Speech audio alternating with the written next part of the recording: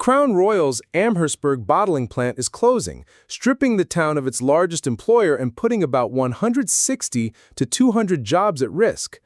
Diageo says the move is part of a North American supply chain overhaul, shifting some bottling across the border to the United States and moving Canadian market production to Valleyfield, Quebec. On paper, it's framed as efficiency. For the people who built their lives around that plant, it feels like abandonment. This facility has anchored Amherstburg for decades. Steady paychecks that kept cafes full at lunch, gas stations busy, and small suppliers afloat.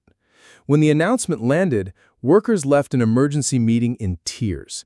They were told the decision was a business one. They were given few details. Years of routines, skills, and livelihoods now hinge on promises of company support and transition programs. The union, Unifor, vows to fight for jobs and press Diageo for alternatives, but anger and fear are raw. "I was pissed off," a local leader says. "I told the company they have a fight on their hands." The ripple effects are immediate. Local shops brace for fewer customers, delivery routes, school carpools, and household budgets all tighten. A bottling line isn't just steel and grass, it's a rhythm that sets the town's daily tempo. Lose the plant, and the town risks becoming a bedroom community where people commute elsewhere for work and local commerce withers. This closure lands at a tense moment for Canada's manufacturing sector. Rising U.S. tariffs and incentives south of the border have made American operations more attractive to multinational firms. Ottawa's response so far has felt slow, and critics say that when companies can relocate essential work with ease, Canadian communities are exposed.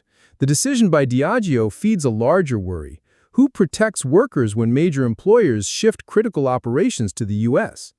Diageo stresses that mashing, distilling, and aging for Crown Royal remain in Canada, and that headquarters and other operations will stay.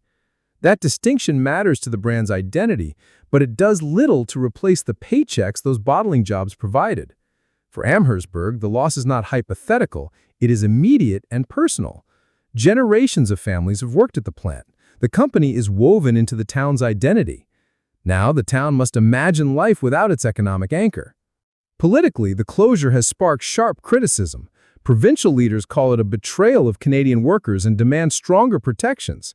Federal responses, some say, have been too theoretical. Speeches about supply chain resilience and long-term economic strategy that offer little comfort to a family facing a sudden layoff. Observers point to American tax incentives and a friendlier manufacturing climate as factors pulling investment across the border. Where Ottawa debates, critics argue the U.S. moves. The human stories are the hardest to watch. Employees who learned the trade over decades now face retraining, hunting for jobs in a tight market, or relocating. Small business owners who depended on plant workers for steady foot traffic face shrinking revenues. Municipal officials who fought to grow commercial and industrial capacity see plans disrupted and fear the town will slide backward. Union leaders are preparing a campaign to save jobs, exploring legal and political pressure, and urging the company to reconsider or stagger changes to soften the blow.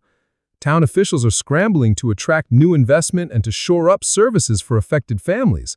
But attraction and recovery take time, and the calendar for the plant shutdown leaves little of it. For residents, support from the company feels distant compared to the immediate loss of a steady paycheck. More broadly, Amherstburg's story is a warning. When multinational decisions prioritize short-term efficiency over community stability, the social cost lands on workers in small towns. It raises urgent questions about national strategy for industrial policy, trade responses, and how government can protect communities without scaring off investment. For now, the town is bracing and organizing. Workers and unions vow to fight. Local leaders promise to pursue new employers and to expand commercial and industrial efforts already underway. But promises and plans cannot fully replace what the plant provided in daily life: income, identity, and the small rhythms that sustain a community. This closure is not just a corporate shift, it is a community upheaval that exposes gaps in policy, leadership, and corporate responsibility. Amherstburg will be measured not by how it loses a plant, but by whether support, action, and new opportunities follow quickly enough to keep families and small businesses afloat.